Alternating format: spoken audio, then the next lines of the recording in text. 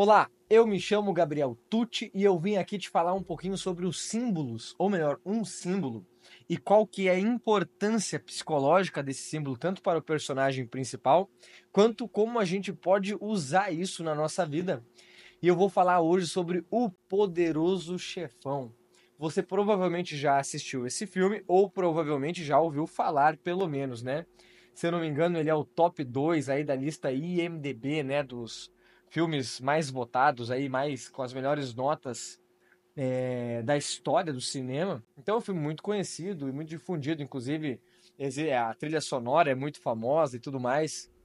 E tem alguns momentos do filme que podem passar despercebidos, até mesmo para quem já assistiu o filme várias e várias vezes. E um desses momentos é um momento muito simbólico, onde o Michael Corleone, que é o filho do grande Vito Corleone, que é o chefe da família Corleone, né, da máfia em Nova York, das famílias italianas. E o que acontece? O Vito foi baleado, que é o pai de Michael, né, o Dom Vito, grande Dom Vito. Inclusive, o nome do filme é Godfather, né, que é padrinho, por causa que ele cuida muito das pessoas, tanto da família quanto amigos próximos e tudo mais, da sua comunidade ali. E por isso que ele é chamado de padrinho, né? The Godfather, por todo mundo, que é uma responsabilidade tremenda aí e também demonstra o seu poder. O Michael, só né, resumindo muito o filme, vocês depois assistam para quem não viu e para quem já assistiu já conhece. Michael é um dos seus filhos que é muito. Ele seguia um caminho mais direito, né? Ele não estava seguindo o caminho da máfia. O próprio Vito tenta manter ele distante dos negócios da família e ele se mantém distante mesmo por um bom tempo. Porém, tem uma cena onde Vito está no hospital, ele foi baleado e ele está muito mal, está se recuperando, mas está muito mal. E aí o Michael vai entregar.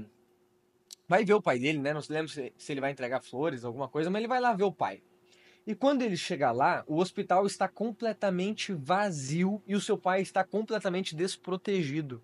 E aí ele percebe que ali é uma emboscada que está acontecendo, que a qualquer momento poderia chegar alguém para matar o seu pai. Então, muito rapidamente, ele pega o pai dele, muda de quarto, né? E desce as escadas e bem na hora um amigo da família que tava levando flores pro Vito, né?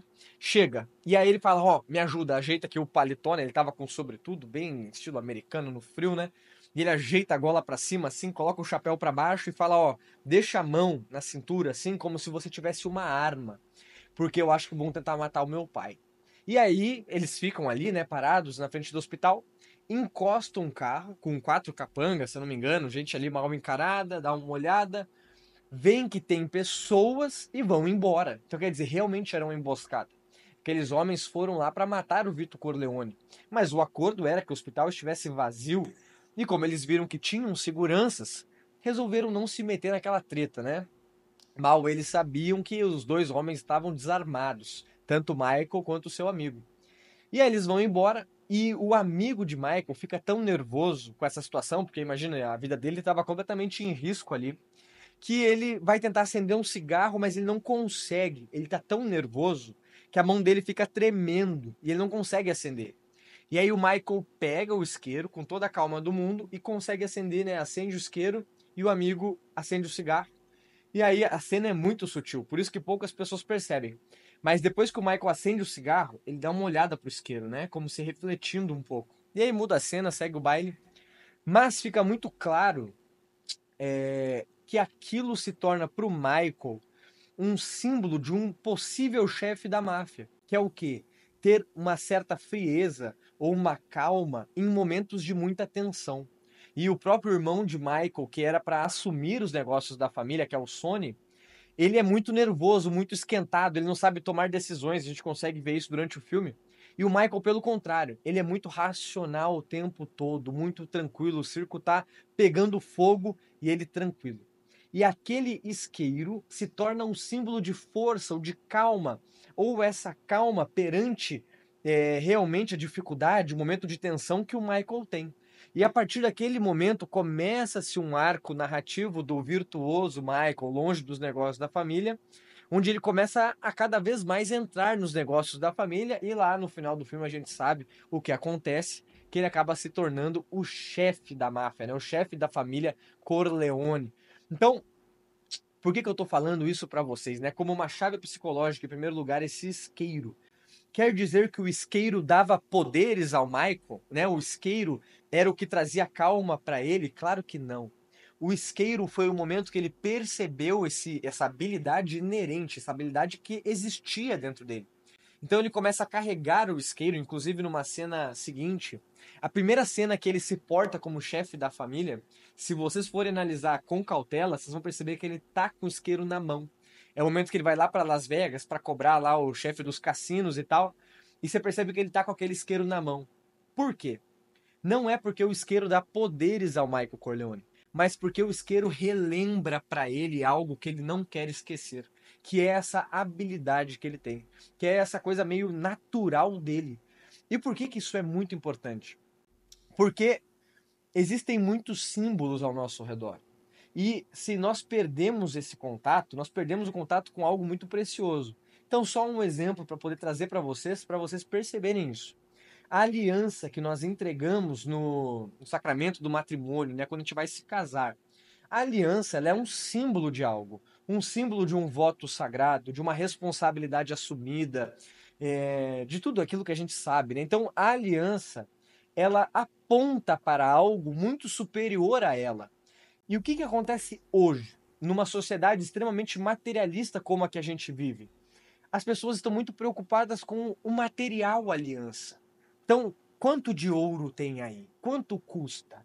Tem diamante? Quantas pedras de diamante? Qual que é o valor para eu poder postar no meu Instagram? Então, é como se, vamos supor, dependendo do anel que o marido, né, vai dar para a esposa, só um exemplo, mas se for um anel pequeno, quer dizer o amor é diminuído. Peraí, como assim, cara? Percebam que o olhar está simplesmente 100% para o material, e o contrário também, né? Como se o anel cheio de diamantes, o anel de US$ 50.000 fosse, né, então eu te amo mais. A gente sabe que não é isso. O valor da virtude, do amor, ou das habilidades, como exemplo do Michael, estou só usando um outro exemplo para vocês perceberem como isso funciona na nossa vida também. Não está no objeto em si. Um anel de latão, só uma brincadeira, mas um exemplo, pode simbolizar um amor que existe dentro do marido, do amante, muito maior do que aquele que entregou o mais bonito dos anéis de diamante, mas que não aponta para nada, que o material é o que manda, é o que fala, como se fosse uma prova de amor, sendo que não é prova de amor coisíssima nenhuma. Vocês conseguem compreender isso? E não apenas isso, mas aprender a ler esses símbolos, a perceber para o que as coisas apontam, nos ajuda também a nós nos portarmos de maneira certa no mundo. Porque é como se o mundo também comunicasse com a gente de maneira simbólica. E se a gente consegue olhar para isso, nós ganhamos uma forma de comunicação. Vocês conseguem entender isso? Se esse é um assunto que te interessa, comenta aqui embaixo nos comentários do YouTube para eu saber e poder trazer mais desses assuntos de símbolos. Tanto trazendo os significados dos filmes e livros e tudo mais, quanto ensinando vocês a lerem os símbolos da vida real, coisas cotidianas, brincadeiras e tudo mais. De maneira realmente como se a vida se comunicasse com a gente. Só que se a gente não sabe ler os símbolos da vida, a gente não se comunica. E aí parece que a vida não nos fala nada, né? Mas é pelo contrário. É nós que não estamos atentos à sua comunicação simbólica. Então ficamos por aqui hoje. Até o nosso próximo vídeo. Até mais.